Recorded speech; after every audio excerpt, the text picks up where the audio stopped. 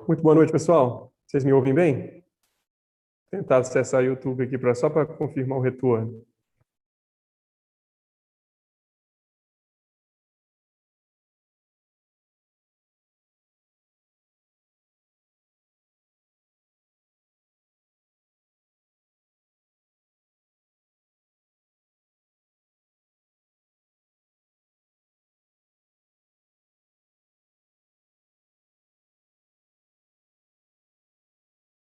Ótimo, já vi que está funcionando. Hoje o César não está do meu lado aqui, não. Eu estou pulando fogueira. Mas é um prazer estar novamente com os senhores. Nós vamos abordar nosso terceiro encontro de direito penal. Nós continuamos na parte introdutória, que é extremamente importante. Não sei quem colocou no grupo aí algumas questões sobre percentual de assunto, né? Quanto que cada assunto cai nas provas. E eu garanto para os senhores que do artigo 1 ao 31 vai cair questão, tá bom? Então é por isso que a gente vai e volta, mas do 1 ao 31 é a parte mais importante do Código Penal para nós, tá ok? Então nós vamos focar sempre nesses artigos e é neles que nós vamos continuar hoje. Vou compartilhar aqui a partir do início da última aula, só para a gente fazer uma breve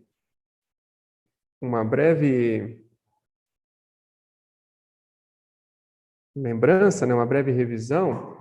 A primeira aula foi aquela viagem, né, de finalidade do Estado, mas nós já entramos em matéria, falamos de tempo de crime, que pode cair, falamos de local de crime, que pode cair.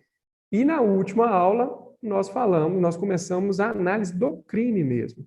E nós começamos com o conceito de crime. A principal pergunta que eu fiz foi: o que é crime? E aí a gente viu que teria diversas respostas. Ah, crime no conceito filosófico, médio, um monte de coisa.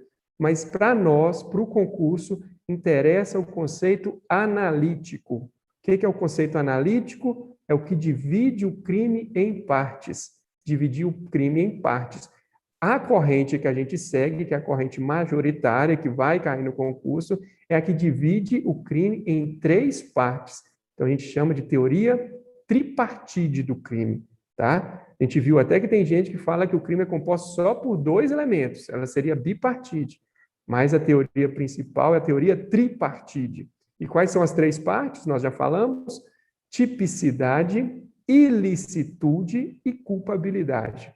Então, você imagina que se tirar uma desses três elementos, o crime deixa de existir. E aí nós começamos a fazer a análise disso. Mas não é tão simples. A gente viu que cada elemento desse, nós temos vários subelementos. Então, esse quadrinho tem que estar na memória de vocês, tá bom? A gente viu que é um assunto muito complexo para quem vai fazer, para quem está estudando direito, por exemplo, o cara fica semanas, talvez meses, um semestre falando de teoria do crime. Para nós, não, nós vamos focar onde que cai. E por que nossa aula tá bem fluida só com os assuntos principais? Porque a gente já viu que o CRS, que é a banca, cobra legislação seca. Então, o que nós estamos fazendo? Faz uma análise superficial da teoria do crime, porque não pode faltar, vocês precisam entender isso, mas nós estamos seguindo a sequência do Código Penal. Então, começamos lá, artigo 1, artigo 2. Então, cada conceito desse aqui, eu vou explicar mais ou menos, teve até algumas perguntas sobre a última aula, eu esclareci no grupo lá, que a gente ainda não tinha explicado.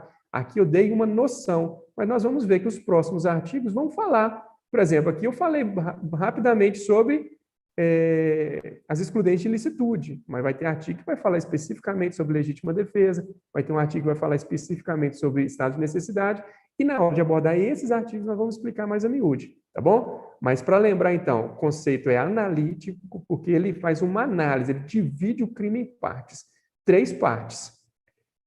O fato típico, ilícito, que a gente viu que é sinônimo de antijurídico, e culpável. Dentro da tipicidade, a gente tem a conduta, e a gente já viu sobre conduta, ela pode ser omissiva ou comissiva, né? É ação ou omissão, dolosa ou culposa, nós já vimos lá no artigo 18, vou passar rapidamente.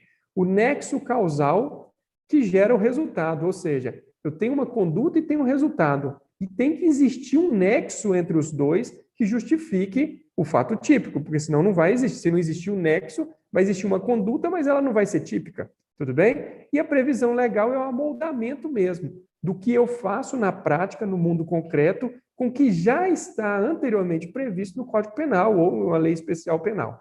Tudo bem? A ilicitude, a gente viu que, a princípio, todo fato típico é ilícito, então a gente vai fazer a análise contrária. Será que nessa conduta tem alguma coisa que exclui a tipicidade? Então, nós vamos ver lá no artigo 23. Se não existir algo que exclui a ilicitude, nós vamos ter um fato típico, um fato ilícito.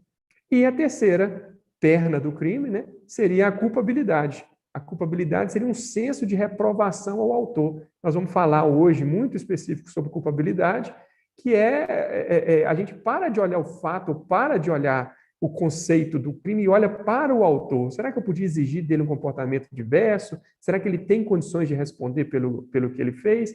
Então, é para você entender o conceito. Mas aí nós fomos para os artigos, né? E começamos com a relação de causalidade. A relação de causalidade foi até um pouco complexo, porque a gente tratou sobre as concausas, né? Então, tem o resultado foi em virtude da minha conduta. Mas existe um nexo na minha conduta? Sim. Mas pode ser que o resultado tenha sido causado por outra causa que não seja a minha. A gente chama de concausa. Então, demos vários exemplos, né? A pessoa atira na outra, ela está sendo socorrida e a ambulância bate e explode. Quem que vai responder pelo homicídio? Tem dúvida, volta lá, rever aquela última aula, é importante, pode ser que caia.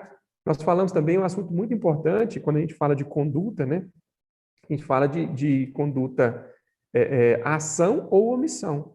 A omissão, naturalmente, a omissão própria, é aquela que a pessoa deixa de fazer alguma coisa. Mas nós vimos os crimes, que é aqui o parágrafo 2º do artigo 13, comissivos por omissão, que a gente chama de omissão imprópria, que é o caso da pessoa que tem o dever de agir e deixa de agir. É diferente. Por exemplo, vou até voltar nesse exemplo, né? Um policial está com preguiça, no final do turno dele, vê um assalto. Ele tem condições de impedir, mas por preguiça mesmo, ele não vai impedir. Você acha que ele vai responder por omissão de socorro, que seria um crime próprio, omissivo? Não, ele vai responder como se ele tivesse praticado o roubo. Ele vai responder por aquele resultado. Então, nós vimos exemplo de médico, isso aqui é muito interessante, não pode deixar de abordar. E aí, a tentativa e consumação, assunto que também sempre cai. Para a gente entender tentativa e consumação, nós usamos o conceito de intercrimes, que é aquele caminho percorrido pelo autor para cometer o crime. Tudo bem? O caminho, a gente viu que o cara cogita, ele pensa, vou cometer esse crime, ele prepara, ele reúne os objetos, até aí não existe crime. Vai começar a existir o crime na execução, quando ele efetivamente toma conduta, uma ação para buscar o resultado pretendido por ele. Demos o exemplo do camarada lá na porteira, né, que ele não chegou a iniciar a execução do crime, foi preso pelos militares antes de cometer o crime, ele não praticou tentativa de homicídio, porque existe a tentativa a partir da execução. Não se pune cogitação e preparação nesses casos.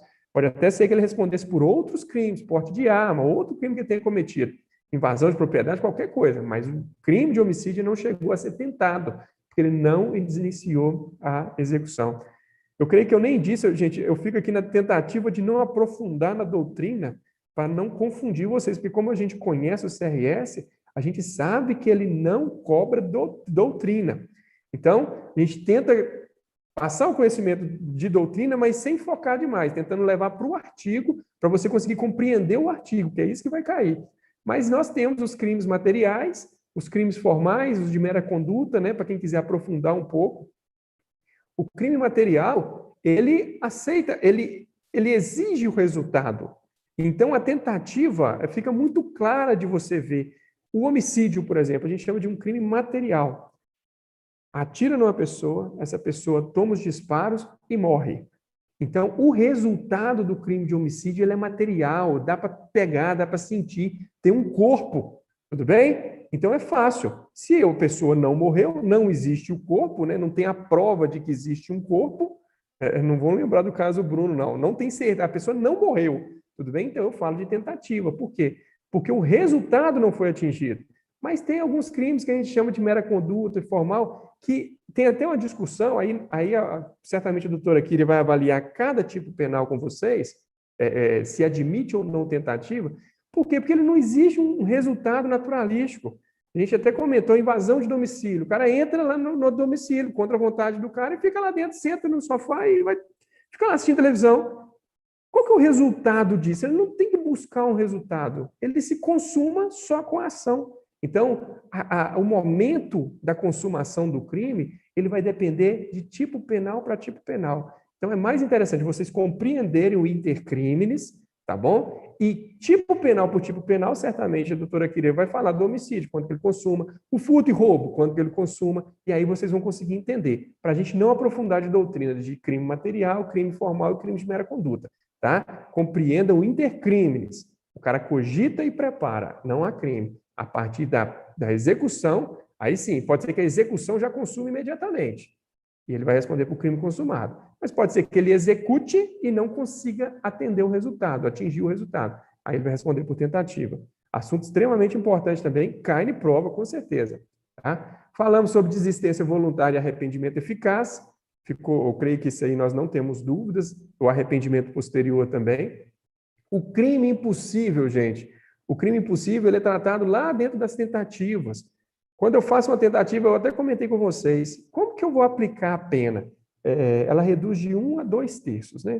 Eu vou reduzir, eu como juiz, 1 ou 2 terços, vou reduzir muito ou vou reduzir pouco? O juiz vai avaliar quão próximo chegou esse autor de consumar o crime. Ah, não, ele acertou todos os tiros, a vítima ficou ruim no hospital 6 meses internado, mas não morreu. Certamente a pena vai aproximar mais do homicídio consumado. Aí deu 6 tiros e errou todos, né? Ou seja, ele ficou mais longe de atingir o objetivo. A pena vai reduzir mais e vai ficar mais longe do homicídio consumado. E o crime impossível é uma modalidade de tentativa impossível. O cara ele tentou cometer o crime por meio, absoluta ineficácia absoluta do meio ou absoluta impropriedade do objeto. Ou ele tentou, eu dei o exemplo que ele tentou matar um morto, né? Vou até dar um exemplo de novo aqui. O cara entrou numa casa à noite para matar um desafeto.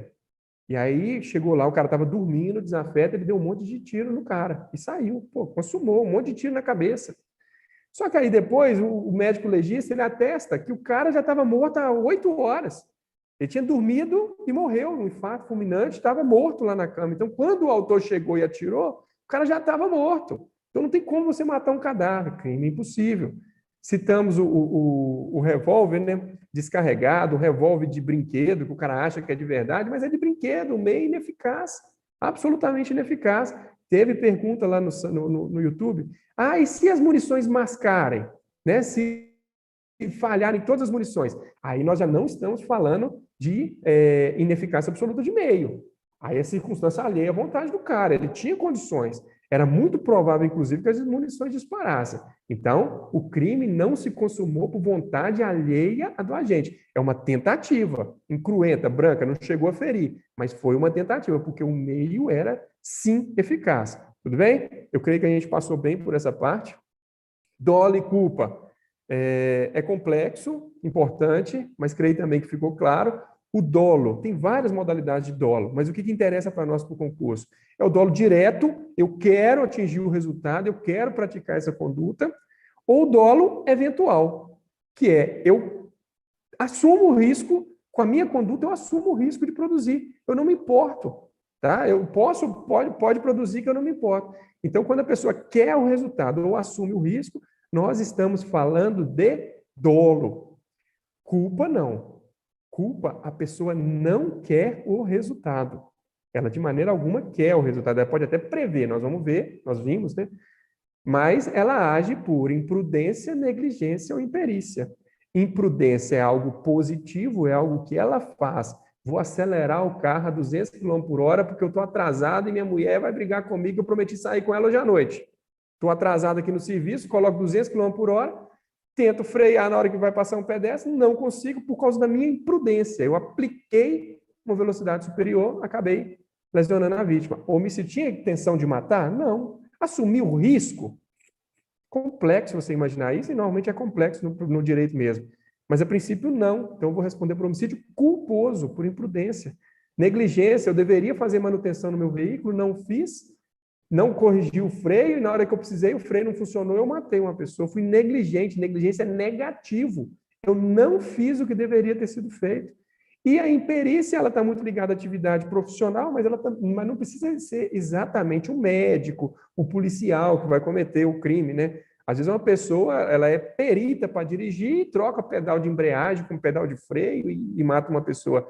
Ela deveria dominar aquela arte de dirigir e comete um erro. Não foi nem imprudente, nem negligente. Ela foi imperita, ela usou mal a perícia dela, ela não soube executar a ação e acabou matando a pessoa, tá bom? O que é legal você frisar aqui? O crime culposo, ele só pode gerar punição para o autor se ele tiver expressamente previsto em lei.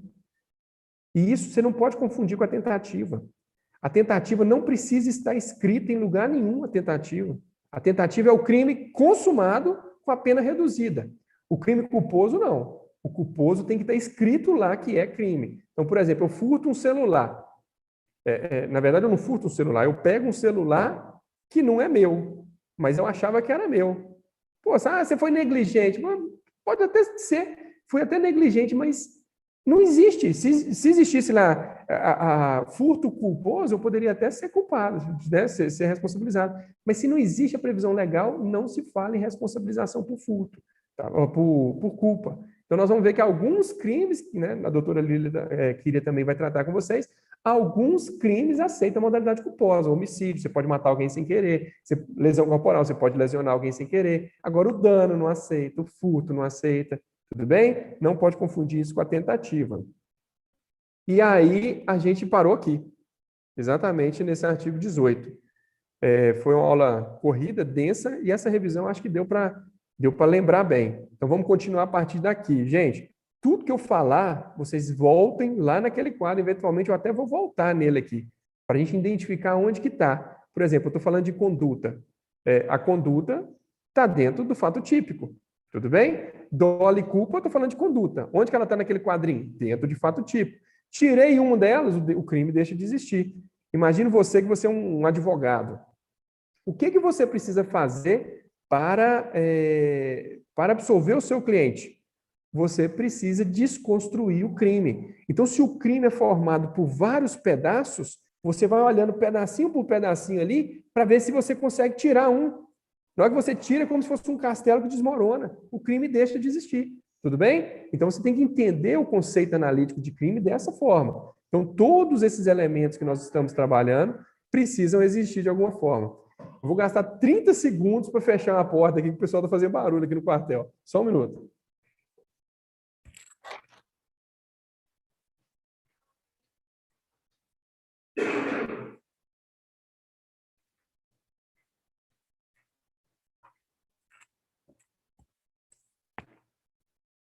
Voltei já. O pessoal aqui é terrível, esse quartel é movimentado, à noite, não interessa o horário. Então, vamos continuar, gente. O artigo 19, ele vai falar sobre agravação pelo resultado. Quando você pega a doutrina, você vai entender que esse assunto aqui, ele chama os crimes préter-dolosos. Ele fala o seguinte: pelo resultado que agrava especialmente a pena, só responde o agente que o houver causado, ao menos culposamente. Eu reconheço, gente, que para quem nunca teve acesso ao direito penal, ler um artigo desse tem muita dificuldade de compreender. Então, é por isso que a gente vai lendo o artigo citando exemplos, tá bom? E aí o préter-dolo, é interessante você saber o nome? Interessante, mas não vai cair na prova provavelmente o préter-dolo, eles vão usar o artigo. Então, é por isso que nós estamos sempre projetando o artigo. Mas o que é préter-dolo? O resultado que agrava especialmente a pena. Tem alguns crimes que a pena é normal e tem resultado mais grave que tem uma pena agravada. E o mais básico deles, os mais simples deles, é, por exemplo, a lesão corporal seguida de morte. O que é uma lesão corporal seguida de morte? A pessoa não tem intenção de matar.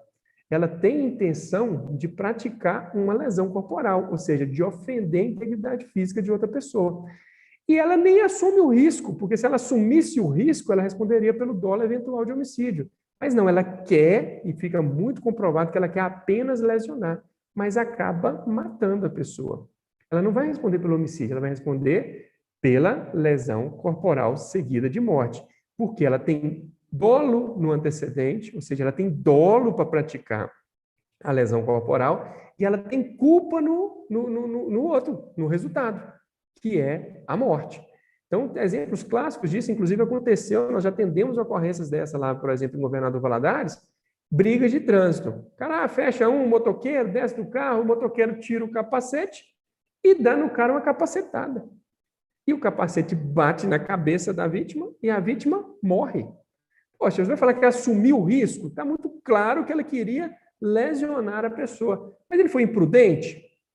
Dá uma capacetada na cabeça da pessoa? Então, é isso que o artigo 19 está falando, que a pessoa vai responder pelo resultado mais grave se tiver pelo menos culpa nesse resultado. E nesse caso tem culpa? Claro que tem. Então, ela vai responder, no lugar de responder pelo homicídio, vai responder pela lesão corporal seguida de morte, tá bom? Então, a doutrina chama isso de crimes pré-dolosos, para vocês, quem estiver lendo a apostila aí, vai conseguir entender bem essa parte, tá? Vamos seguir. Erro sobre elemento do tipo. Tem vários erros na doutrina. O que o Código Penal, o que o legislador quer dizer para nós nisso aqui, ó? O erro sobre elemento constitutivo do tipo legal, gente, é o artigo mesmo, matar alguém, artigo 121, subtrair coisa para si ou para outro, coisa ali é móvel, beleza? Isso é o tipo penal. Então, o erro sobre elemento constitutivo do tipo exclui o dolo, mas permite a punição por crime culposo se previsto em lei. Vou dar exemplos aqui para vocês entenderem na prática o que acontece. Imagine você, vou até pegar o exemplo do celular, beleza? Eu pego um celular que está em cima da mesa, coloco no bolso e levo ele para casa. Esse celular não é meu. Eu acreditei que era meu. Beleza? Eu posso ser punido por furto? Não. Por quê? Porque um dos elementos do tipo de furto é coisa alheia móvel. Para eu cometer o crime, eu tenho que saber que a coisa era alheia. Eu acreditei que ela não era. Eu acreditei que era minha. Então, vocês observem que eu sou isento de pena. Mas tem erros mais complexos. Vamos pegar outros aqui. Tem um caçador, e o caçador vai com um amigo, tá? Vai num amigo para caçar na selva, e ele simplesmente vê um barulho numa moita de bambu lá. Ele tem certeza que esse barulho é um urso, os exemplos bons, né? E atira nesse urso. Só que era o amigo dele, beleza? Ele matou um outro caçador. Vamos pensar bem. Esse cara ele queria matar alguém? Ele não queria matar. Ele queria caçar o urso. Ele acreditou que era o urso. Então, ele teve um erro de tipo. A qual que vai ser a diferença? Se o erro é excusável ou inexcusável. O que nós vamos avaliar? Gente, ele não queria matar alguém, mas ele matou. Uma pessoa naquela condição, se fosse um pouco mais cuidadosa, teria condições de evitar a morte dessa pessoa? Se ele tivesse tido um pouquinho mais de cuidado, ele teria evitado? Sim. Então ele foi negligente. Ele matou acreditando que estava matando o urso, mas matou uma pessoa. Ele vai ser punido por culpa. Por quê? Porque ele foi imprudente, negligente, aí nós vamos avaliar o caso, mas ele teve culpa na morte. Agora, se você entender, por exemplo, o amigo dele estava atrás da moita de bambu, fazendo um barulhão como se fosse atacá-lo, brincando com o cara. E aí todo mundo na situação dele faria a mesma coisa. Se você entender isso, nem culpa ele tem, ele não vai responder pelo crime. Tudo bem? Então, os erros são vários tipos de erro de doutrina, mas ele quer ensinar para nós isso. Algumas condições, a pessoa sequer tem condição mesmo de verificar que ela está cometendo um crime. Ela acredita não estar cometendo um crime. E esse tipo de erro é considerado pelo Código Penal. Tá bom? Inclusive putativo, olha lá, discriminantes putativos. É isento de pena quem, por erro plenamente justificado pelas circunstâncias, supõe situação de fato que, se existisse, tornaria a ação legítima. A gente usa muito no direito penal a legítima defesa putativa.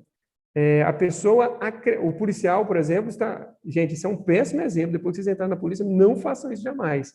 tá? Até porque você muito provavelmente pode, inclusive, olha lá o resto do parágrafo, ó, não há isenção de pena quando o erro deriva de culpa e o fato é punível por crime culposo. Então, vou dar um exemplo terrível aqui, profissional.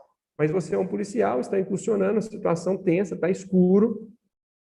Cidadão, você manda colocar a mão na cabeça, ele mete a mão na cintura e você acredita sinceramente que ele vai sacar uma arma de fogo e atira contra ele. Mas ele não estava sacando arma de fogo, ele estava tirando uma carteira, tá? Para mostrar que ele era surdo e mudo ainda. Olha que situação terrível. Você, o policial, ele acreditava que aquele cara sacaria uma arma de fogo. Então, se aquela situação existisse de verdade, ele não responderia pelo crime. Tudo bem? Concorda comigo? Ele acreditou que o cara ia agir contra a vida dele. Nós vamos ver daqui a pouquinho a legítima defesa. Só que ele errou. Então, se o crime não existisse sequer modalidade culposa, ele não responderia por nada. Mas o homicídio, no caso, existe a modalidade culposa, não existe? Então, ele responde pelo homicídio culposo. Já melhora muito, porque deixa de ser um homicídio doloso, a pena do culposo ela é muito menor. Tudo bem? Mas é um erro de tipo que a pessoa acredita existir uma situação que, se existisse de verdade, autorizaria ela a agir daquela forma. Beleza? Então, diversos erros, interessa para nós saber disso. Erro excusável, erro inexcusável, ou seja, o erro que realmente todo mundo erraria, ou foi um erro que o cara forçou a barra? Ele poderia ser mais diligente e evitar esse erro. Então, toda vez que for um erro que todo mundo erraria, ele vai isentar de pena. Se for um erro que se a pessoa tivesse um pouco mais de cuidado, tivesse um pouco mais de zelo, conseguisse evitar aquele resultado, ele vai responder pelo menos com a modalidade de culpa, se o crime existe a modalidade de culpa, previsão legal. Beleza? O artigo continua: erro determinado por terceiro. Responde pelo crime o terceiro que determina o erro. Ou seja, o exemplo mais básico aqui é o médico e o enfermeiro. O médico manda o enfermeiro ministrar um medicamento a um paciente internado. E esse paciente morre. Quem que responde? O enfermeiro? Não, o médico. Ah, o médico queria matar o paciente e usou o enfermeiro como instrumento? Homicídio culposo. Não, o médico não queria, ele errou. Ele errou o medicamento e acabou matando. Ele vai responder por homicídio culposo. Por quê? Porque foi imperito, tá? Mas o enfermeiro não responde. Então, é isso que está falando no artigo aqui. Responde pelo crime o terceiro, ou seja, outra pessoa que determina o erro. Eu acho que com exemplo a gente fica bem servido.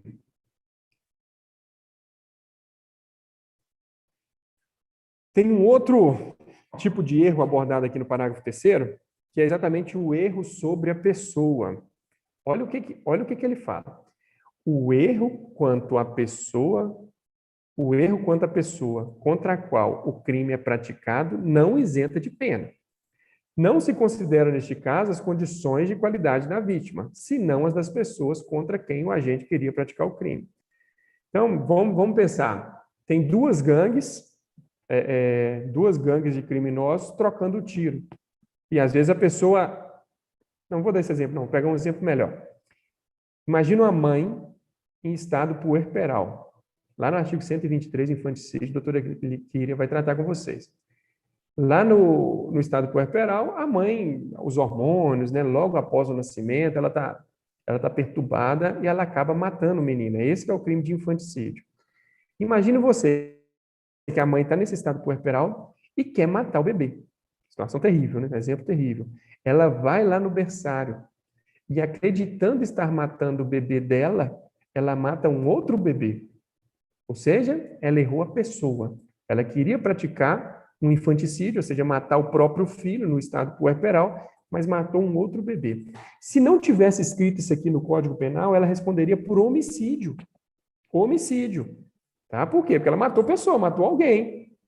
Mas aqui, como a gente considera a pessoa que ela queria matar, ela vai responder por infanticídio, que na prática é um homicídio privilegiado, a pena é menor. Tá? Eu acho que com esse exemplo você consegue gravar muito bem. Então, errou a pessoa, o erro quanto a pessoa vai considerar a pessoa que o autor queria cometer o crime. Tá? Creio que também fica bem explicado isso aqui. Gente, hoje eu vou conseguir dar uma olhadinha no YouTube, tá? Estou passando mais rápido assim, para a gente chegar nas excludentes de ilicitude. Se tiver dúvida, pode colocar lá que antes de encerrar a aula eu vou dar uma olhadinha. Erro sobre a ilicitude do fato. Isso aqui nós vamos ver. Quando você pega lá aquele esquema de fato típico, antijurídico e culpável, vou até voltar lá. Desculpa passar os slides rápidos assim, ó. Você observa agora que a gente está tratando de culpabilidade. Olha nesse quadrinho de culpabilidade. Imputabilidade, que nós vamos falar daqui a pouco. Potencial consciência da ilicitude. E exigibilidade de conduta diversa. Potencial consciência da ilicitude. Olha o que o artigo fala. O desconhecimento da lei é inexcusável. O erro sobre a ilicitude do fato, se inevitável, isenta de pena. Se evitável, poderá diminuí-la de 1/6 a 1/3. O que significa, gente? Ninguém pode alegar desconhecer a lei para praticar crime, beleza? Ah, eu não sabia que isso era proibido. Isso aí é o desconhecimento da lei inexcusável. Ou seja, não se desculpa ninguém por causa disso. Agora, o erro sobre a ilicitude do fato é algo que você avaliando a circunstância do agente. Lembra que a culpabilidade a gente avalia o agente, a capacidade de reprovar a conduta dele. Então você vai olhar, olha, esse agente tem tantos anos de idade. Ele estudou até tal série. Ele mora em tal local. Ele tem acesso a esses conhecimentos. Eu posso exigir dele que ele conhecesse essa norma? Vou dar um exemplo aqui que está em toda a doutrina e eu tenho certeza que pouca gente sabe. É proibido fabricar açúcar em casa. Sabia disso? Não sabia. Muito provavelmente, né? Muita gente não sabia. E se você hoje, ó, ensino médio, ensino superior, completo, eu sou confeiteiro, vou fazer umas análises químicas aqui, vou fabricar meu próprio açúcar. Você vai fazer isso dentro da sua casa. Você está cometendo crime. Mas espera aí, será que, de acordo com você, talvez você até seja punido, mas lá a tiazinha que mora na roça, que não sabe nada de direito, será que dá para eu exigir dela esse conhecimento sobre a ilicitude do fato? Certo? Então, se eu chegar à conclusão que esse desconhecimento da ilicitude justifica o que ela fez, ou seja, ele era inevitável, não tinha como eu exigir dela, ela vai ser isenta de pena. Por quê? Porque eu vou excluir a culpabilidade. Olha lá a perninha do crime sumindo.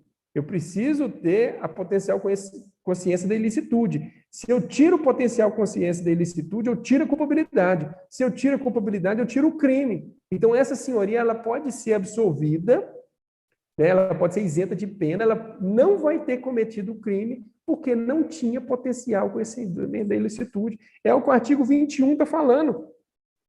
Ah, não. Esse cara é bacharel em química.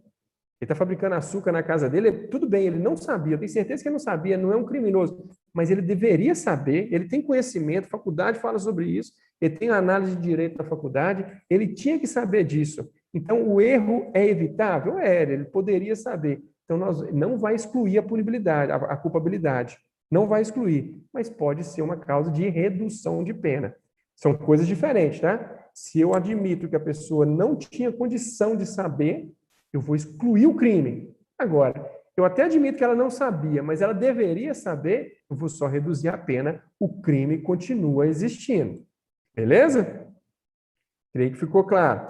Considera-se evitável o erro se o agente atua ou se omite, né, ação ou omissão, sem a consciência da ilicitude do fato, quando lhe era possível, na circunstância, ter ou atingir essa consciência. Aqui o parágrafo único está tentando explicar exatamente o que a gente explicou. O que é um erro evitável?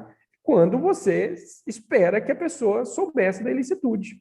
Se eu não esperar, aí vai ser um erro inevitável, vai extinguir a punibilidade. Tá? Vamos seguir. Artigo 22.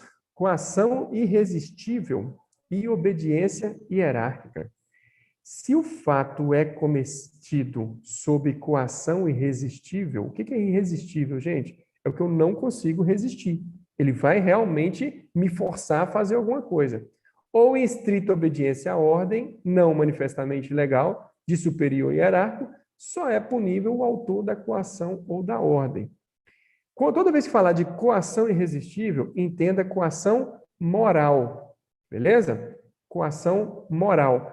Por quê? Porque a coação física, se alguém me obriga, pega a minha mão e faz eu atirar, na verdade ela vai extinguir a conduta, porque a conduta não foi voluntária. Existindo a conduta, extinguindo a conduta, extingue a tipicidade, o fato típico, já deixa de ser crime lá no começo. Agora, aqui a coação é moral.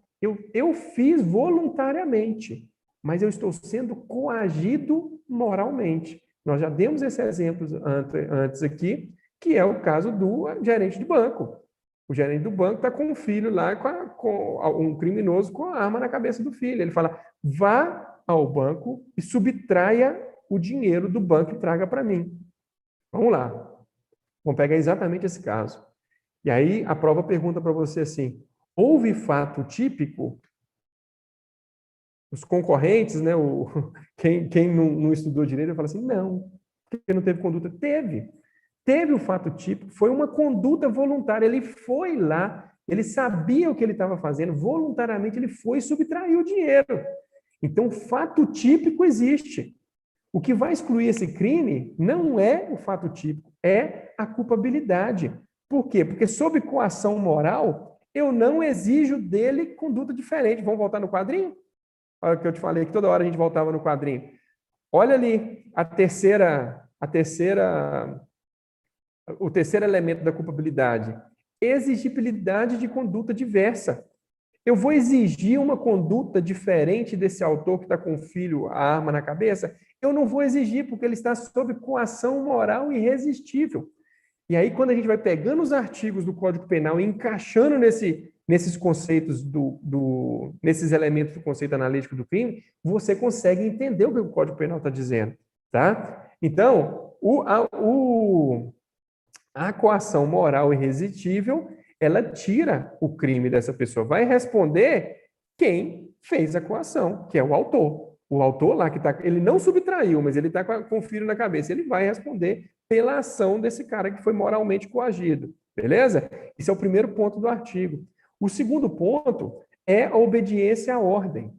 Isso é muito típico de militarismo. Só que olha aqui, e o concurso vai tentar te confundir. Beleza? Ele vai tentar te confundir. Por quê? Porque para eu, enquanto subordinado, vamos supor que o comandante, Coronel Paulo Henrique, me dá uma ordem. O que eu vou fazer? Eu vou cumprir a ordem. Só que a ordem depois deu ruim, era criminosa. Quem que vai responder pela ordem? Eu ou o coronel? Vamos pensar. Aí vai depender dessas palavras que estão entre vírgulas aí, ó. Não manifestamente ilegal. O que é algo manifestamente ilegal, gente? É algo de pronto que eu vejo a ilegalidade. O coronel fala algo para mim e eu, de pronto, verifico que é ilegal. O coronel fala assim, ô Duarte, tem um aluno desse projeto aí que não está estudando, vai lá e mata ele para mim. Eu vou lá e mato e vou falar que quem responde pela ordem é o coronel? Não. Por quê? Porque a ordem era manifestamente ilegal. Eu percebi na hora que eu não deveria cumprir. Nesse caso, se eu fizer, nós dois respondemos. Tudo bem? Agora, vamos pegar um outro exemplo. Eu já não vou usar o coronel mais, né? Vou pegar lá um soldado e um sargento. O sargento, vi até isso numa aula, o sargento pega um carro, uma viatura, e fala com o soldado, tira esse carro daqui e leva lá para o outro batalhão. Soldado, essa ordem é manifestamente ilegal? Não é não, hein? Isso é perfeitamente possível. Vai questionar a ordem do sargento? Tudo que o sargento mandar agora ele vai questionar? Não pode. Não pode, tem que cumprir. Então, se ela não é manifestamente ilegal, ele pega a viatura e vai. Chega lá no outro batalhão, chega o tenente lá, abre o porta-mala, tá cheio de droga. Vai prender o soldado em flagrante. Mas ele não sabia, ele cometeu um tráfico de drogas, mas ele respondeu a uma ordem não manifestamente ilegal. Quem que vai responder por isso? O sargento que deu a ordem. Tá? Então, para que o superior seja punido e o subordinado não seja punido, a ordem ela pode até ser ilegal, mas ela não pode ser manifestamente ilegal. O cara não pode identificar de pronto que essa ordem não poderia ser cumprida, tá bom? E o concurso, ele vai tirar esse não aí. Ele vai tirar esse não e vai te confundir. Ele vai falar, coação irresistível, estrita obediência à ordem manifestamente ilegal, só é punível o autor da ordem. Negativo. Manifestamente ilegal pune os dois.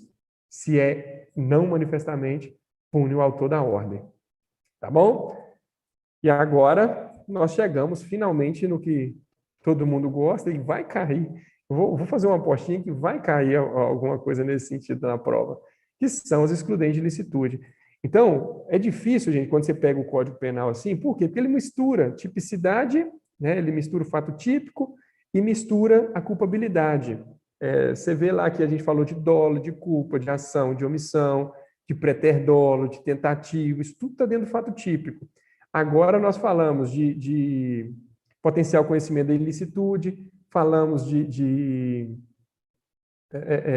inexigibilidade de conduta diversa, que é algo da culpabilidade. Ainda falta falar sobre impunibilidade. Então, você vê que ele vai alternando os artigos. Então, é interessante cada artigo desse você conseguir encaixar naquele quadrinho, beleza?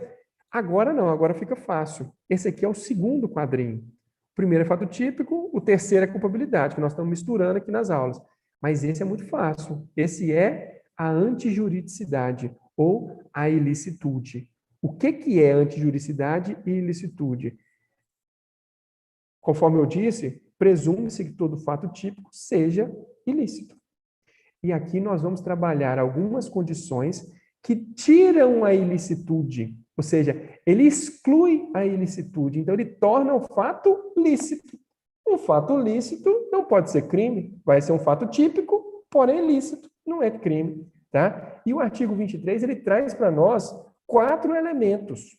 São 4 situações que eu tenho, que podem acontecer, que vão transformar um fato típico em um fato típico lícito e vai excluir o crime. Quais são eles?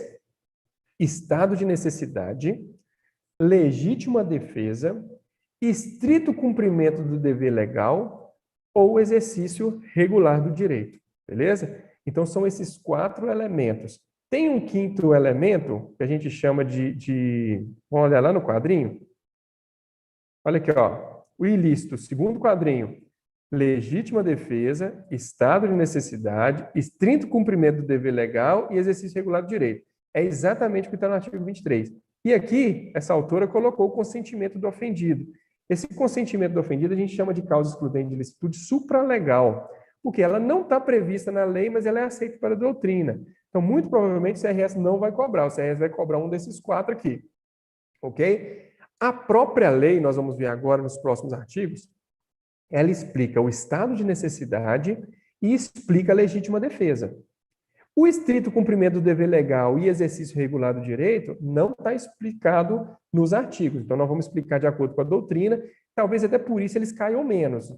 Na prova vai cair mais estado de necessidade e legítima defesa. E podem ter certeza que eles vão tentar induzi-los ao erro. Tá bom? Então, vamos lá. O que a lei fala sobre o estado de necessidade? Artigo 24 trata o seguinte. Considera-se em estado de necessidade quem pratica o fato para salvar de perigo atual. Gente, o que é um perigo atual? É algo que está acontecendo agora. Não é algo que vai acontecer. Aqui nós já vamos diferenciar da legítima defesa. Vocês vão ver que a legítima defesa é um perigo atual ou iminente, ou seja, que está prestes a acontecer. Aqui não tem a palavra iminente. O estado de necessidade não tem a palavra iminente. Grava isso. Que não provocou por sua vontade, nem podia de outro modo evitar. Então, ele pratica um fato para salvar de direito atual, de perigo atual, o direito próprio ou alheio, cujo sacrifício, nas circunstâncias, não era razoável exigir-se. O que é o Código Penal? O que é o estado de necessidade do Código Penal? Basicamente o seguinte, uma balança. Existe uma balança e de cada lado dessa balança existe um bem jurídico. Tudo bem? Então, existe, por exemplo, um bem jurídico vida e existe outro bem jurídico vida. E nós vamos ter que decidir entre um ou outro. Os exemplos são os melhores, né? Todo livro você vai ler esse exemplo aqui, os náufragos, o navio afundou e só sobraram dois, né? Só tem dois sobreviventes em alto mar. E só tem um bote salva-vida. E esse bote só cabe uma pessoa. Se subirem as duas pessoas no bote, o bote afunda, morrem os dois. Meu amigo, um dos dois pode sobreviver. Com base nisso, eles estão correndo perigo de vida, ou seja, o bem jurídico deles, vida, está sob ameaça atual, naquele momento. E ele tem a possibilidade de matar a outra pessoa para ficar com o bote só para ele. Terrível? Terrível. Ele pega o reminho que ele tinha e senta na cabeça da outra pessoa, mata aquela pessoa e fica com o bote. Você concorda que ele praticou um homicídio? Um homicídio talvez não. Mas você concorda que ele praticou um fato típico? Ele teve uma conduta voluntária, dolosa de matar, teve um nexo causal entre a morte daquela pessoa e a conduta dele. O fato está tipificado no artigo 121, matar alguém. Então, ele praticou um fato típico. Mas o estado de necessidade vai tirar a ilicitude dele. O Estado não podia exigir heroísmo dele, ele não tem que morrer para deixar o outro sobreviver. Então, existiam dois bens jurídicos e ele, para defender o dele, sacrificou o outro. Beleza? Então, é isso que o estado de necessidade faz. Ele autoriza a retirar um bem jurídico para salvar o seu. Ele pode ser seu, pode ser de terceiro, olha lá, alheio. Qual que é a característica do estado de necessidade que diferencia muito da legítima defesa, gente? Ele é muito coisa de natureza, tá? Por exemplo, um ataque de animal pode ser um estado de necessidade? Pode, se não estiver sendo atiçado pelo homem. Porque quando tem a ação humana, quando a agressão é humana, aí nós vamos falar de legítima defesa, nós vamos ver daqui a pouquinho. Então, o estado de necessidade é algo mais natural. Considera estado de necessidade quem pratica o fato para salvar de perigo que ele não tenha provocado, nem podia de outro modo evitar, direito próprio ou alheio, cujo sacrifício nas circunstâncias não era razoável exigir. Tá bom? Então, a pessoa sacrifica um bem jurídico de outro para salvar um bem jurídico seu ou de terceiro. Por quê? Porque estava em perigo atual. E aqui, ó, é interessante, ó, nem podia de outro modo evitar. Por quê? Porque às vezes tinha uma outra forma. Ah, não, nadava mais 10 metros ali e conseguia um outro bote. Dava para só pesar isso? Dava para exigir que ele pegasse o outro bote? Dava. Então, não vai colocar o estado de necessidade. Vi um exemplo muito interessante numa aula. Um policial está fardado e aí vem um touro, né? Ele está numa tourada, olha lá, está dentro da tourada, o touro solta lá, ele está dentro da arena, vem para cima dele o touro, ele vai dar um tiro nesse touro para salvar a vida dele. Estado de necessidade? Sim. O touro é animal, não é pessoa, então não estou falando de legítima defesa. Qual que é o bem jurídico que ele violou em relação à vida? Ele protegeu a vida e sacrificou o bem jurídico patrimônio, porque o touro pertence, é um bem, pertence a outra pessoa. Beleza? Perfeito estado de necessidade, confere? Confere, só que ele estava do lado de um portãozinho, tinha tipo um mata-burro, era só ele sair do mata-burro, que aí ele ficava livre do perigo. Era 2 passos para trás, passava na porteirinha lá e o touro não conseguia atingi-lo. Então, ele podia, de outro modo, evitar. Ele não tinha que matar o touro, necessariamente. Ele estava em perigo atual, mas podia evitar de outro modo, não precisava sacrificar o bem jurídico de outra pessoa. Então, nesse caso, se ele podia evitar e não evitou, ele trabalha com, nesse caso específico, ele cometeu o crime de dano. O fato vai ser típico e vai ser ilícito. Por quê? Porque o estado de necessidade não vai afastar a ilicitude do fato dele. Tá bom? Então, creio que dá para entender. Não pode alegar estado de necessidade quem tinha o dever legal de enfrentar o perigo. Isso aqui são os garantes. A gente volta lá naquele artigo sobre a omissão imprópria, sobre os crimes comissivos por omissão. Quem são os garantes? Aquele que tem o dever de enfrentar o perigo. O policial, o bombeiro. Imagina você, o bombeiro, ele vai socorrer as pessoas, tem um prédio em chamas, ele chega no local e já faz toda a análise, o prédio não vai cair, não existe risco de desmoronamento, ele está todo equipado e ele precisa entrar para salvar aquelas pessoas.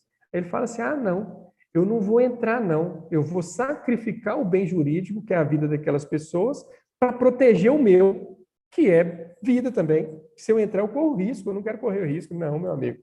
O estado de necessidade, ele não pode ser alegado por quem tinha o dever de enfrentar o perigo, ok? Então, ele vai responder pelo crime normal, muito provavelmente comissivo por omissão, até da morte dessas pessoas. Por quê? Porque o estado de necessidade não protege quem tinha o dever de enfrentar o perigo, tá? Outra coisa, olha lá, que não provocou por sua vontade, que não provocou por sua vontade. Eu não posso criar uma situação de risco e depois alegar estado de necessidade para me safar daquela situação. Então, eu estou usando muita aula que eu vi hoje. A pessoa está dentro do cinema, fumando, joga o cigarro no chão, causa um incêndio, e aí, na hora de sair do incêndio, ele sai dando cotovelada nas pessoas e machucando as pessoas. Olha, ele causou crime de lesão corporal. Aí depois vai apurar, não, você causou lesão corporal. Não, eu estava em estado de necessidade. Eu estava num perigo atual, eu tinha que proteger minha vida, independente da vida das pessoas. Meu amigo, foi você que causou o perigo. Foi você que criou o incêndio, então você não pode alegar estado de necessidade. Tá bom, gente? Então, é interessante você saber disso. O estado de necessidade, ele não tem relação com conduta humana para causar o perigo. A pessoa não pode ter provocado esse perigo. Ela não podia, de outro modo, evitar, ou seja, ela realmente tinha que sacrificar aquele bem jurídico alheio, tá? E eu não poderia exigir uma coisa diferente dessa pessoa, tá bom? Basicamente isso. Embora, o parágrafo segundo, embora seja razoável exigir isso do direito ameaçado, a pena poderá ser reduzida de 1 a 2/3.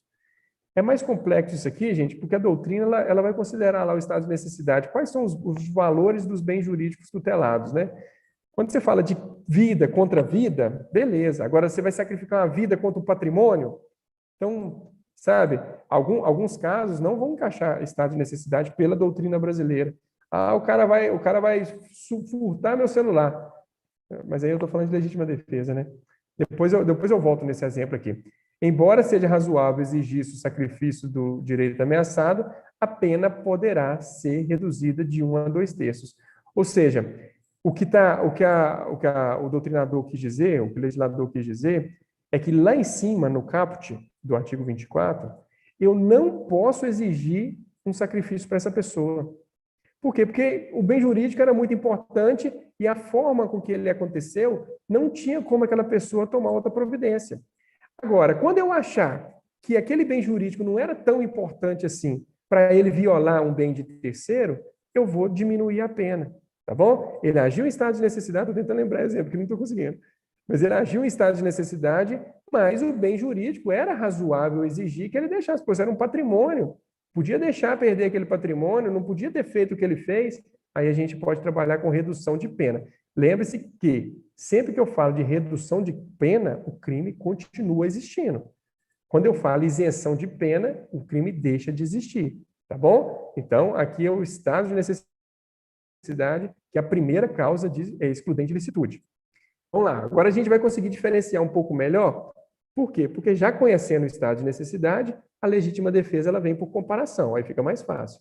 Então, olha só, entende-se em legítima defesa quem, usando moderadamente dos meios necessários, repele injusta agressão, atual ou iminente, a direito seu ou de outrem. Entende-se em legítima defesa quem, usando moderadamente dos meios atuais, dos meios necessários. Então, olha só, mais importante desse artigo, você vai olhar ali entre vírgulas, o atual ou iminente. Qual que é a diferença do estado de necessidade? O estado de necessidade não tem, vou até voltar aqui, ó. Ele não tem a palavra iminente. Para o estado atual, o perigo tem que estar acontecendo. Na legítima defesa, o perigo pode estar acontecendo, que é o mesmo atual, ou pode estar prestes a acontecer. Então, eu, policial militar, estou incursionando e me deparo com criminosos armados. Eles estão de costa para mim. Na hora que um vira, ele me identifica e eu percebo que eles atirarão contra mim. O que eu posso fazer? Atirar contra eles. Eles não chegaram a atirar contra mim. O perigo não era atual, mas era iminente. Estava prestes a acontecer. Então, eu agi em legítima defesa. Eu protegi o meu meio, o meu bem jurídico, porque eu estava na iminência de sofrer uma agressão. E tem que ser moderadamente, gente. Quais são os meios que eu tenho disponível? Então, pensa você que tem uma criança de 13 anos que vem te dá um tapa na cintura, na coxa, a criança mesmo, e você dá nela um socão na cabeça e desmaia essa criança, até com traumatismo craniano. Existe moderação nisso?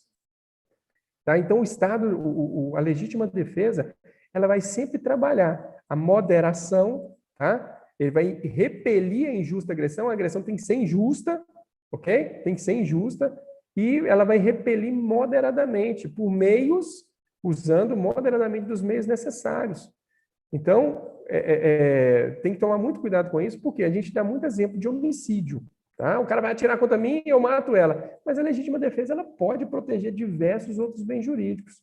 Tá ok? Então, lembrem-se disso. A legítima defesa ela é atual ou iminente. Ela pode estar acontecendo ou pode estar próxima de acontecer.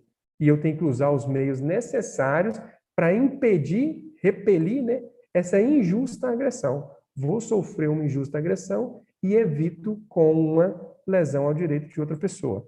Tá bom? Em 2019, agora já no governo Bolsonaro, né, que foi, eu nem lembro o termo que ele usava para isso, mas foi uma bandeira do governo dele, acrescentou esse parágrafo único aí, ó. Observados os requisitos previstos no caput desse artigo, considera-se também legítima defesa o agente de segurança pública que repele agressão ou risco de agressão à vítima mantida refém durante a prática de crime. Na verdade, a gente já conseguia colocar legítima defesa nesses casos em que a vítima estava correndo, né? Estava, por exemplo, com o sequestrador. Mas ficou muito mais seguro, teve uma segurança jurídica muito maior para os agentes policiais, que acaba neutralizando os agressores de crimes, por exemplo, como sequestro. Então, está positivado na lei, colocou o parágrafo único no artigo 25, tá bom? Ficou mais seguro atuar em legítima defesa de terceiros nesse caso. Eu vou voltar aqui no artigo 23, por quê? Aquilo que eu disse, o estado de necessidade e a legítima defesa estão explicados na própria lei. Então, você lendo lá, lembrando desses exemplos, você consegue diferenciar um e outro, tá bom? Agora, o estrito cumprimento do dever legal e o exercício regular do direito, ele não fala, o Código Penal não fala. Então, vai ficar a cargo da doutrina. Qual que é a diferença entre um e o outro? O estrito cumprimento do dever legal, ele está muito vinculado aos agentes públicos. Por quê? Porque ele tem um dever de fazer alguma coisa. Quando o Estado te dá um dever de fazer alguma coisa, ele não pode incriminar aquela conduta. Então, eu, por exemplo, sou policial militar. Eu tenho o dever de prender um criminoso em flagrante. Então, estou vendo a pessoa roubar. Eu vou prendê-lo em flagrante. Ele vai resistir e eu vou quebrar a resistência dele, esfregar a cara dele no chão, a confusão toda, eu vou machucar o cara. Vou gerar lesão corporal. Tudo bem? Houve um fato típico? Houve. Eu pratiquei uma conduta, gerei um resultado, esse resultado tem nexo à minha conduta, foi voluntário, foi dolosa, eu quis praticar aquela conduta toda. Está previsto em lei, o fato típico está aí. Mas por que não vai ser crime? Porque eu agi cumprindo o dever, no estrito cumprimento do dever, eu sou obrigado a fazer isso. Tá? Agora, o exercício regular do direito é o contrário. O exercício regular do direito, ele não é um dever, mas é um direito. Então, vamos colocar que o paisano ele tem o direito de prender alguém em flagrante delito, tá? Eu, policial militar, vocês vão ver lá com o Tenente Douglas, né, já deve ter visto, o policial militar tem o dever. O civil, o paisano, né, ele pode prender. Então, isso é um direito dele. Ele resolve prender aquela pessoa, ele vai agir no estrito cumprimento do dever legal? Não, ele vai agir no exercício regular de um direito, tá? Tem a Lei Pelé lá que regula as atuações esportivas. Você vê que as pessoas vão jogar bola e um quebra o tornozelo do outro. Claro que tratando do aspecto esportivo, um carrinho normal, coisa de jogo. Ele gerou uma lesão corporal? Gerou, mas ele está no direito, ele está exercendo a profissão. Não é um dever, mas é um direito. Tudo bem? Então, esses dois também excluem a ilicitude do fato. Então, os 4 que nós falamos são esses. Estado de necessidade é algo natural, típico da natureza, ok? Atual, não é iminente. Ele é atual, está acontecendo. Existem 2 bens jurídicos e eu sacrifico um para salvar o meu. tá? Lembrem do exemplo do bote. Legítima defesa já é uma ação humana, uma agressão, uma injusta agressão. A agressão tem que ser injusta e eu vou repelir essa injusta agressão. Mas aí eu tenho que usar meios moderados, tá bom? E aí ele também exclui a ilicitude. E os outros dois, estrito cumprimento do dever legal, a pessoa tem o dever de agir e a lei nunca vai poder punir alguém que é obrigado a fazer aquela mesma conduta, porque senão a gente não tem bom senso no direito, né? A lei me obriga, por exemplo, a cumprir o mandado de busca e apreensão. O juiz manda, eu vou lá e invado o domicílio. Ah, mas eu estou cumprindo o dever, sou eu que tenho que fazer isso. Ah, você praticou crime de violação do domicílio? Não, eu estou com estrito cumprimento do dever legal. E o direito não é um dever, mas a pessoa pode fazer aquilo, está exercendo o direito dela, tá bom? Nesses casos, não há crime, não há crime. É claro que o excesso é punível. O agente, em qualquer das hipóteses desse artigo, qualquer, tá, gente, responderá pelo excesso doloso ou culposo. Então, a pessoa veio me bater. Ela vem aqui e me dá um tapa no rosto. Eu tenho direito de bater nela? Para ela parar de me bater? Tem. Dou nela uma porrada, dou até um bicudão nela na boca do estômago que ela cai. Cessou a injusta agressão. Ah, não, mas aí eu continuo. E vou pisando na cabeça dele, vou pisando, vou pisando, vou pisando, e gera uma lesão corporal grave.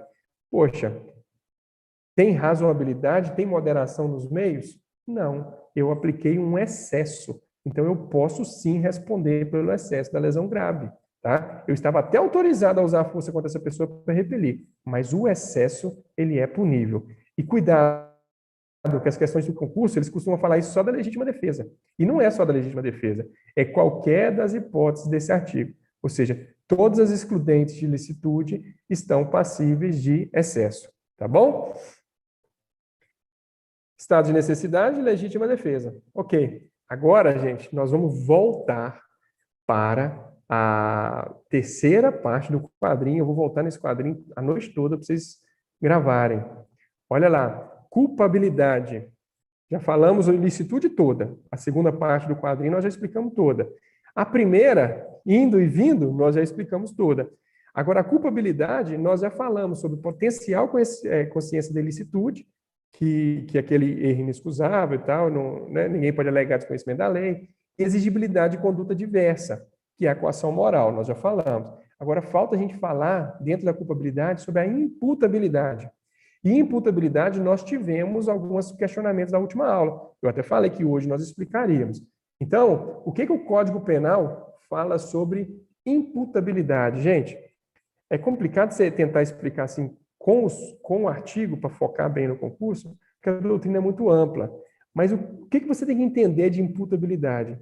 Imputabilidade é a capacidade que a pessoa tem de ser sancionado. Ok? A lei vai atingir aquela pessoa.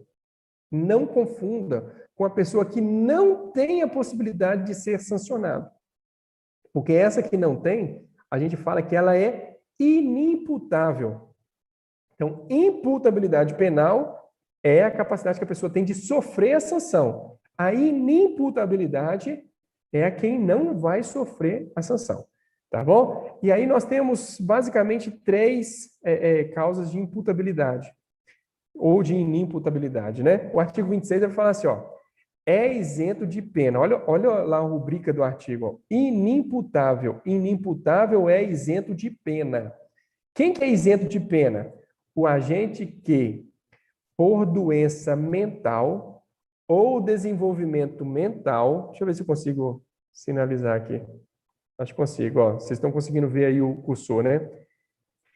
O desenvolvimento mental incompleto ou retardado era ao tempo da ação ou da omissão. Olha o tempo do crime, quando ele praticou o fato. Quando ele praticou o fato. Inteiramente incapaz de entender o caráter ilícito ou de determinar-se de acordo com esse entendimento. Gente, esse inteiramente aqui é o mais importante de todos. O doente mental, que no momento da ação ou da omissão era inteiramente, ou seja, ele não tinha condições nenhuma de entender o caráter ilícito do fato. Esse cara é isento de pena. Ele não comete crime. Então, teve pergunta lá na última aula, o doente mental, ele comete crime? Depende. No momento da ação ou da omissão, ele era inteiramente incapaz? Ele não conseguia compreender a ilicitude? Ele é isento de pena. Ah, não, ele era relativamente. Olha que parágrafo único fala, ó. A pena pode ser reduzida de 1 a 2 terços se o agente, em virtude de perturbação da saúde mental ou por desenvolvimento mental incompleto ou retardado, não era inteiramente capaz de entender o caráter ilícito do fato. Olha a diferença de inteiramente incapaz ou não era inteiramente. É só para confundir mesmo. Na prova, eles vão confundir nesse sentido. O inteiramente não consegue entender nada do que está acontecendo. Ele não sabe nada. Agora, quem não é inteiramente, ele sabe alguma coisa. Beleza? Então, o cara está num surto psicótico, ele é doente mental e ele comete um crime. E aí nós vamos depender da perícia. A perícia vai falar assim, não, ele estava perturbado, ele não estava sabendo muito bem o que ele estava fazendo, mas ele estava sabendo. Então, a doutrina chama isso de semi-imputável. Ele vai ser imputável. Ele vai receber a pena, ela pode ser reduzida. Lembra que eu falei? Quando ele é isento de pena, eu retiro a imputabilidade. Aí o crime deixa de existir. Agora, quando reduz a pena, eu falo que ele é culpado. Concorda? Eu só reduzo a pena. Então, tome muito cuidado com esse inteiramente. A doutrina fala que isso aqui é uma abordagem psicológica, né? O cara tinha ou não tinha condição de saber? Não, ele não tinha nenhuma condição de saber. Inimputável, não comete crime. Afasta a culpabilidade. Não, ele tinha, mas tinha muita dificuldade. Ele entendia, mas entendia com muita dificuldade. Ele é imputável, ele é semi-imputável. Nós vamos aplicar a pena nele, mas uma pena reduzida. Pode ter certeza, quem vai fazer a prova, se for cair uma questão disso, ele vai misturar o inteiramente com o não inteiramente. Pode ter certeza. Então não adianta você decorar o artigo, porque ele vai tirar esse não aí e vai te confundir todo. Tem que entender o contexto. O cara não tem condição nenhuma, inimputável. Ele tem condição, mas estava com muita dificuldade, ele é imputável. Semi-imputável, redução de pena, mas não afasta a culpabilidade, tá bom? Isso a gente chama de condição psicológica, né? Agora, tem um aspecto biológico que é o mais simples de toda. Causa de imputabilidade, de inimputabilidade, né? Menor de 18 anos. Os menores de 18 anos são penalmente inimputáveis, ficando sujeito às normas estabelecidas na legislação especial. O que é legislação especial? Estatuto da Criança e Adolescente. Menor comete crime? Não. Por quê? Porque ele é inimputável. Se não tem imputabilidade, não tem culpabilidade. Se não tem culpabilidade, não tem crime. Simples assim. Por isso, então, nós volta lá no quadrinho. Por que o menor não comete crime? Porque, olha aqui, ele é inimputável. Se ele é inimputável, eu tiro a imputabilidade. Se eu tiro a imputabilidade, o conceito analítico não está satisfeito. Muito simples. Só que eles vão dificultar. Se cair, essa não vai cair de graça assim. Eles vão perguntar alguma coisa. Por exemplo, lá no Código Civil tem o conceito de emancipação. O cara se emancipa civilmente, pelo casamento. Tem um monte de forma do cara. O cara já é casado, tem 5 anos e praticou o crime, tem 5 filhos, mas ele tem 17 anos, ele praticou um homicídio, ele cometeu crime? Não. Não cai em pegadinha. Não tem condição no Brasil de menor de 18 anos responder a crime. Ponto final. Não cai em nenhuma pegadinha, tá bom? O conceito aqui é biológico. Eu não vou perguntar se ele tinha igual no outro lá, é psicológico, né? O outro lá, nós vamos ter que avaliar no perícia se ele tinha conhecimento, se ele não tinha, se ele conseguia entender o que estava acontecendo. O menor não, ele pode ser o cara mais safo do mundo. O conceito é biológico, não comete crime com menos de 18 anos. Não cai em pegadinha. Teve uma pergunta que eu recebi também depois da última aula, muito interessante. Que dia que o cara faz 18 anos? Ou que horas? O cara, ele completa 18 anos no dia 1º de abril, beleza? Que horas que ele nasceu? Ele nasceu 15 horas.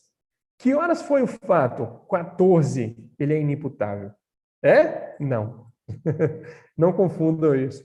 A imputabilidade ela vai nascer, ou seja, o cara completa 18 anos para fins de direito penal no primeiro segundo do dia do aniversário dele.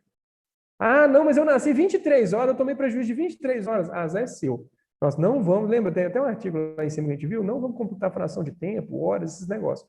O cara, ele se torna imputável a partir do dia do aniversário dele, 0 hora, tá bom? Tem alguns casos aí que os polícias até cantam parabéns, né? Prende o cara quando ele pratica um roubo no dia do aniversário dele, aí vai lá na delegacia e canta parabéns para ele. Tá preso no dia do aniversário, meu amigo, você é imputável, 18 anos. Não caiam em pegadinha nenhuma nesse sentido, e costuma cair, tá, gente? Eu vi prova do CRS, inclusive, perguntando isso. Só que aí o cara vai colocar um monte de coisa na questão para tentar te confundir. Você não vai acreditar que é tão fácil. Ainda sobre imputabilidade, emoção e paixão, isso aí é simples. O artigo fala bastante, ó. Não exclui a imputabilidade penal, a emoção ou a paixão. Ela pode ser uma causa de diminuição genérica de pena, lá no artigo 60 e poucos. Ah, o cara é sob violenta emoção, tudo bem, ele pode até responder por uma pena menor. Mas vai excluir a imputabilidade? Não, o artigo foi muito claro. Não exclui a imputabilidade penal, a emoção ou a paixão. Tá bom? Gravem isso. E aí a embriaguez dá os exemplos que são maravilhosos, a embriaguez já dá uma complicadinha. A embriaguez voluntária ou culposa pelo álcool ou substância de efeito análogo. O que ele está falando aqui? Que a embriaguez voluntária é aquela que eu quero me embriagar, ou culposa. Eu me embriaguei sem querer, mas foi eu que me embriaguei. Sentei no bar lá com meus amigos e vou beber. Eu não quero ficar louco de pedra para não saber o que está acontecendo. Mas acabo ficando, que eu vou bebendo, vou bebendo, vou bebendo. Aí eu saio dali, não sei o que está acontecendo. Aí passa uma pessoa, eu fico doido e mato essa pessoa. Eu sou inimputável? Não, meu amigo, você é imputável. Porque a embriaguez, ela foi voluntária ou culposa. Você bebeu porque quis. Ah, você passou do limite. Você pode até não sabia o que estava acontecendo. Mas a embriaguez, está falando no artigo 28, a embriaguez voluntária ou culposa, ela não extingue, ela não exclui a imputabilidade. Existe alguma causa de embriaguez, alguma forma de embriaguez que vai extinguir essa imputabilidade? Sim. Olha lá o que o parágrafo primeiro fala. É isento de pena, a gente está excluindo a imputabilidade. O agente que, por embriaguez completa. O que é embriaguez completa? É aquela que vai tirar todo o discernimento do cara. Proveniente de caso fortuito ou força maior. Ou seja, caso fortuito, algum evento da natureza, sem querer, força maior, coisa de homem, né? Mas eu fui obrigado. Era, ao tempo da ação ou omissão, inteiramente incapaz de entender o caráter ilícito do fato ou determinar de acordo com esse entendimento. Então, imagina você, o exemplo mais clássico da doutrina, que acontece todos os dias, é alguém que está caminhando pela rua, tropeça e cai no barril de vinho. Olha que maravilha. E o cara cai, caso fortuito, ele tropeçou, ele não queria. E aí ele vai bebendo vinho e tenta sair do barril e custa sair, sai de lá louco, trilouco.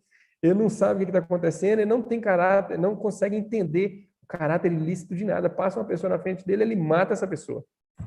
Essa pessoa é imputável? Não, não é imputável. Por quê? Porque a embriaguez, ela foi completa e ela foi proveniente de caso fortuito. Um outro exemplo, trote de faculdade. Os caras amarram lá o calor e joga cachaça nele, joga cachaça, e o cara bebe sem querer. Ele está sendo obrigado, é um motivo de força maior. E aí ele sai trilogo dali e mata uma pessoa sem saber o que está acontecendo. Posso excluir, posso isentar de pena, porque ele não era capaz, né, de entender o caráter, e a embriaguez era motivo de força maior. Diferente, gente, do cara que sentou no boteco e bebeu até ficar louco e não saber o que está acontecendo. Essa não vai ser, não vai excluir a imputabilidade. Eu acho que ficou bem claro. Se tiverem dúvida, pode colocar aí que depois eu respondo. A pena pode ser reduzida de 1 a 2 terços se o agente, por embriaguez, olha só, proveniente de caso fortuito ou força maior. Então, tem seus exemplos aí do barril de pinga, barril de vinho e do trote de faculdade. Não possuía, ao tempo da ação ou omissão, a plena capacidade de entender o caráter ilícito. Gente, é diferente o cara não ter plena capacidade ou ser inteiramente incapaz. É a mesma coisa lá no artigo 26. tá? Ele não tem condição nenhuma de entender nada. Isento de pena, extingue a punibilidade. Ah, ele teve dificuldade, mas ele tinha certa consciência. A cachaça atrapalhou ele, era caso de força maior ou caso fortuito. Nesse caso, a gente vai reduzir a pena. Lembrando, mais uma vez, quando eu isento de pena, eu extingo a punibilidade, a imputabilidade. Quando eu reduzo a pena, eu não extingo o crime, eu só beneficio o autor. Tá bom? Vamos lá, já finalizando, e já está acabando também a aula. Aqui nós vamos falar de concurso de pessoas. O artigo 29, aqui nós já até terminamos, tá, gente? Aquela parte do conceito analítico de crime, eu creio que ficou claro. Fato típico, ilícito e culpável, tá? Espero que vocês tenham entendido. Coloque as dúvidas hoje mesmo, ainda que eu não responda hoje, na próxima aula a gente faz uma revisãozinha para não perder esse assunto, que vai cair na prova. E o artigo 29, ele vai tratar de concurso de pessoa.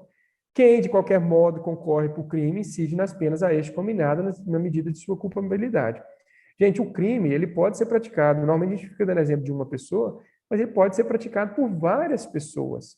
E aí a gente cria as figuras do autor, coautor ou partícipe, tá bom? Cada um vai ter uma participação nesse crime de maior ou menor relevância, tá?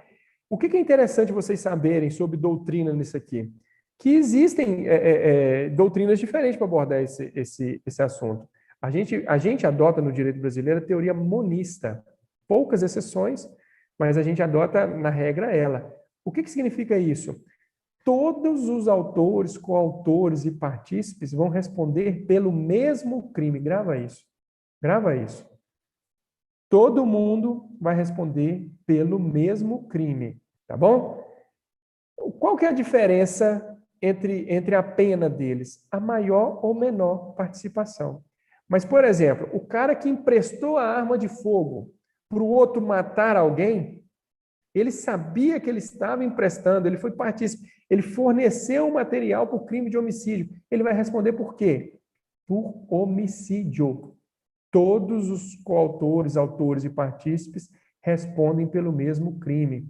Lá no juiz, na hora do julgamento, parágrafo 1º, se a participação for de menor importância, a pena pode ser diminuída. Claro que na dosimetria da pena, o juiz não vai dar a mesma pena para o cara que foi lá, invadiu a casa e atirou na vítima, e para um cara que emprestou a arma. Mas o cara que emprestou a arma praticou o mesmo crime. A teoria monista. Tá bom? Gravem isso, porque isso costuma cair na prova, é importante e não dá para errar. Teoria monista, todos respondem pelo mesmo crime. Vou dar um outro exemplo para ficar bem claro. A pessoa, juntaram duas pessoas, falaram, vamos fazer um furto à residência. Aí na madrugada eles escolhem a casa. Qual que é o seu papel, fulano? Você vai ficar aí na porta, vigiando. Se chegar a polícia, você vai dar um assovio e vai andar, porque a polícia não vai nem saber que eu estou lá dentro, mas você tem que me vigiar, beleza? Eu entro, coloco a micha na porta e subtraio a televisão. Foi feito dessa forma, entrou, subtraiu a televisão. O cara que ficou lá fora vai responder por qual crime? Furto. Igualzinho que entrou. A pena pode ser diferente, mas eles vão responder pelo mesmo crime. E esse exemplo a gente pode usar para o parágrafo 2º. Se algum dos concorrentes quis participar de crime menos grave, ser-lhe-á aplicada a pena deste. Essa pena será aumentada até a metade, na hipótese de ter sido previsível o resultado mais grave. O artigo está falando para nós o seguinte: o cara, ele juntou com o outro, ele tinha finalidade, tinha liame subjetivo, ou seja, eles atuaram em comum acordo para executar um crime. Só que ele ficou do lado de fora para proteger um crime de furto. Chegou lá dentro, o dono da casa acordou. O que o autor fez? Moeu o dono da casa no cacete, bateu no cara. Ele transformou um crime de furto em crime de roubo. A pena do roubo é muito maior do que a do furto. Então, pode alegar, esse cara que ficou lá fora, ele pode alegar que ele concordou em participar de um crime menos grave e, eventualmente, até receber a pena do furto. Aí, agora, o juiz pode pensar também, não, mas você sabia que o dono da casa podia acordar? E se ele acordasse, o cara podia bater. Você sabia que podia transformar num roubo? E aí eu posso até aumentar a pena do furto. Então, uma exceção da teoria monista, o cara ele quis participar de um crime menos grave. e acabou participando de um crime mais grave. Tudo bem? Mas fica com esse exemplo aí, que na hora da prova, lembrando do exemplo, eu creio que dê para acertar, tá? Já finalizando, então, não se comunique com as circunstâncias e as condições de caráter pessoal, salvo quando elementares do crime. Gente, é mais complexo entender isso aqui sem abordar muito a doutrina, porque a gente tem que entrar no que é elementar do tipo, elementar do crime. Elementar do crime são aqueles aspectos que, se você retirar do código do tipo penal, ele deixa de existir, beleza? Então, eu estou ruim de exemplo hoje, né? Tô tentando buscar um exemplo aqui. É, depois eu vou, na próxima aula, eu não estou lembrando o exemplo das circunstâncias incomunicáveis, tá? Mas o que está falando aqui? As características, condições de caráter pessoal, que é subjetivo, ela não vai comunicar o coautor ao partícipe, tá? Ela só vai comunicar quando essa característica subjetiva for elemento do crime. Nós até demos um exemplo aqui do infanticídio. Eu acho que é um bom exemplo, vai matar isso aqui. O infanticídio é um homicídio privilegiado. Por quê? Porque ele só pode ser praticado pela mãe em estado puerperal, tá? Em tese, pela regra, o pai nunca poderia praticar um infanticídio. Concorda? Tem que ser a mãe, tem que estar em estado puerperal, ele não vai praticar um homicídio, um infanticídio. Porém, o pai auxilia a mãe no estado puerperal e mata essa criança. Tá? A mãe quer matar a criança, estado puerperal, ela pede o pai vai lá e mata a criança. Olha que interessante. O certo seria a mãe responder pelo infanticídio, porque ela está em estado puerperal, e o pai responder por homicídio, porque não existe estado puerperal para pai. Tá? Só, meu amigo, que o estado puerperal, a característica da mãe em relação ao filho, é uma elementar do tipo penal do artigo 123. Só existe infanticídio porque é elementar isso, não existe outra possibilidade. Então, vai comunicar o fato da mãe e do filho para o pai. Olha só, em regra, não comunica. Eu consegui um exemplo aqui, o contrário, né? Quando que comunica? Quando essa característica é elementar do tipo penal. Nesse caso, pasmem, o pai vai responder por infanticídio. Tá bom? Porque é uma elementar do tipo e ela comunica. Se não fosse uma elementar, não se comunicava. Tá? E aí, o último artigo aqui, para a gente finalizar, faltando 5 minutos, eu vou passar só alguns exercícios aqui. É o ajuste de impunibilidade, caso de impunibilidade. Esse artigo nem precisava existir. O ajuste, a determinação, ou instigação e o auxílio, salvo disposição expressa em contrário, não são puníveis se o crime não chega, pelo menos, a ser tentado. Quando a gente avaliou lá a tentativa e consumação, que a gente viu lá que o crime começa a existir na execução, que a gente não pune a cogitação e a preparação, eu acho que a gente matou esse artigo aqui, ele está aí a mais. Nem precisava do legislador ter colocado isso, tá? Para finalizar, então, vamos aos exercícios. E acabou que eu nem olhei o YouTube, deve estar cheio de dúvida aí, na próxima aula eu respondo. De acordo com as disposições do Código Penal brasileiro acerca das excludentes de ilicitude e de culpabilidade, olha aqui, ó. Ele está tratando, então, excludente de ilicitude, que é o segundo elemento do crime, né? E de culpabilidade, que é o terceiro elemento do crime. É correto afirmar: entende-se em legítima defesa quem pratica o fato para salvar de perigo atual, que não provocou por sua vontade, nem podia de outro modo evitar, direito próprio ou alheio, cujo sacrifício nas circunstâncias não era razoável exigir. Isso é maldade. Isso é maldade. Por quê? Porque eles pegaram o conceito certinho e inverteram o núcleo aqui. Isso entende-se em estado de necessidade. Lembra lá, o perigo atual é do estado de necessidade. Legítima defesa tem o iminente. Lembra disso? Então, aqui nós estamos falando de balança de bem jurídico tutelado. Essa questão está errada. Por quê? Porque esse conceito é do estado de necessidade. Letra B. O Código Penal brasileiro restringe a alegação do estado de necessidade apenas a quem tinha o dever legal de enfrentar o perigo. Essa questão não é de direito penal. Essa questão é do Hércules Willer, professor de português, porque isso é interpretação. Ele está falando aqui que o Código Penal, ele restringe, ou seja, ele só permite o cara que tem o dever de enfrentar o perigo alegar estado de necessidade. É o contrário. É o contrário. O cara que tem o dever não pode alegar o estado de necessidade. Então, essa questão está errada.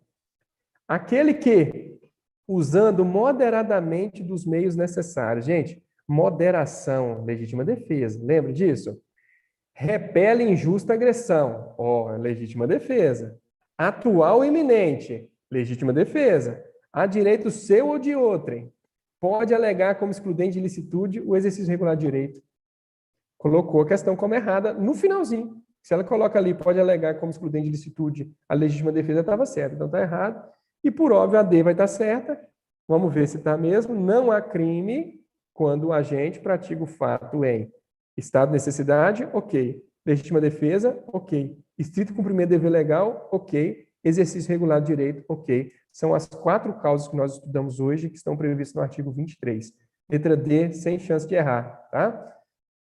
Essa aqui eu já até passei na última aula, que eu adiantei, né, de execução. E essa última aqui, sobre o crime culposo, considerando o regramento estabelecido no Código Penal Militar. Eu acho que eu já passei essa aqui também. Acho que eu me confundi, gente, que eu peguei matéria aqui de Código Penal Militar que a gente lecionava também e acabei misturando, tá bom? Mas vamos ler essa aqui. Considerando o regramento estabelecido no Código Penal Militar, marca a alternativa correta. Somente nos casos expressos em lei, o agente poderá ser punido por fato previsto como crime quando praticado de forma culposa. Então, aqui está falando que o cara só pode ser punido somente em casos expressos em lei, o agente poderá ser punido por fato previsto como crime quando praticado de forma culposa. Está certa essa questão. A gente falou lá, o crime culposo só existe se tiver escrito, diferente da tentativa, tá? Então, a princípio, a letra A está correta. O agente do crime culposo sempre prevê a possibilidade de ocorrência do seu resultado. Não, nem sempre o agente do crime culposo prevê a possibilidade do seu resultado, não. A gente viu sobre culpa consciente e culpa inconsciente. O cara tem vezes que não prevê a ocorrência, que é a culpa inconsciente, tá? Ele comete o crime por negligência, imprudência ou imperícia, mas não imaginava que ele cometeria. Então está errado. Será culposo o crime quando o agente assumiu o risco de produzir o seu resultado?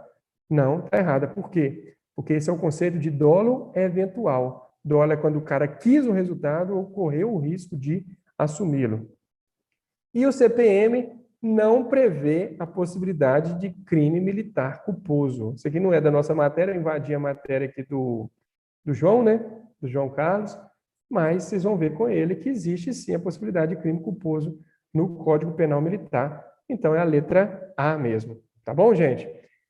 Desculpa a correria, mas essa aula que nós estamos finalizando hoje, eu queria ter finalizado na primeira. Então não dava para a gente ficar aprofundando em doutrina, mas eu acho que com os exemplos e o que a gente falou aqui, dá para matar essas questões do estilo do CRS, que vai vir lei seca. Então, no lugar de eu projetar doutrina aqui, ficar explicando teoria para vocês, nós estamos projetando nós estamos projetando o próprio termo que está escrito no Código Penal, porque é isso que vocês vão se deparar, tá bom? Então, tentem sempre lembrar do exemplo.